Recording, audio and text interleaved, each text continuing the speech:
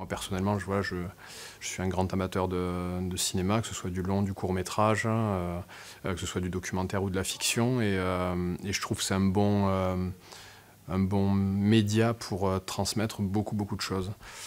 Et également, j'oubliais, c'est surtout le thème qui m'intéresse parce que j'enseigne effectivement la géopolitique aux élèves de première et de terminale. Et la notion de frontière, en fait, elle est très importante pour nous. C'est un objet géopolitique exceptionnel, c'est-à-dire que comme un peu quand vous allez chez le médecin, il prend votre pouls. Quand on regarde ce qui se passe au niveau des frontières, on comprend énormément de choses. Et alors là, c'est les frontières sous toutes leurs formes, à travers ce festival, mais l'idée de frontière, elle est vraiment intéressante, de les dépasser, des obstacles qu'elles peuvent provoquer. Voilà. Je trouvais que la thématique était importante, et surtout, elle est liée en fait à la situation géographique de notre établissement. Parce que comme je le disais, il suffit de regarder juste derrière, là, et on voit l'Espagne, en fait. Il y a la crête frontière juste derrière nous. On est un lycée frontalier. Donc voilà, tout ceci faisait sens pour moi, et donc j'ai dit, allez, je fonce.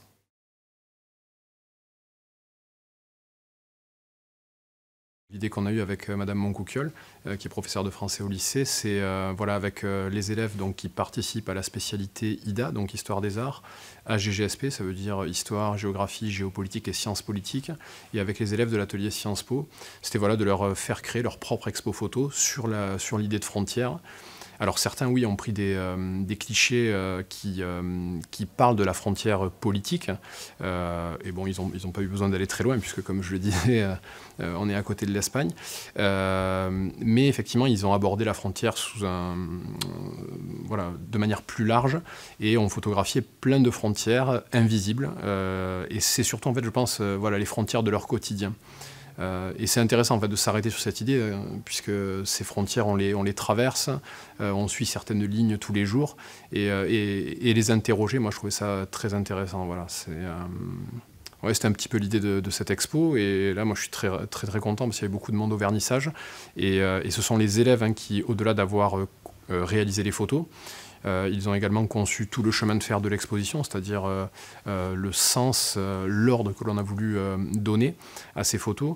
Et également, ce sont eux qui s'occupent des visites. Donc en fait, c'est vraiment de la création d'élèves pour des élèves.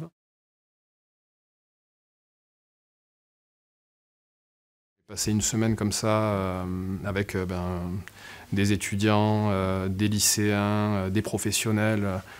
Enfin, je sais pas, moi, quand j'étais lycéen, on m'a jamais proposé de faire des choses comme ça, et je pense que c'est une chance pour eux. Et donc, oui, ce que j'espère, c'est que ça se poursuivra dans les années à venir. C'est la 2e édition, j'espère qu'il y en aura beaucoup plus. Voilà.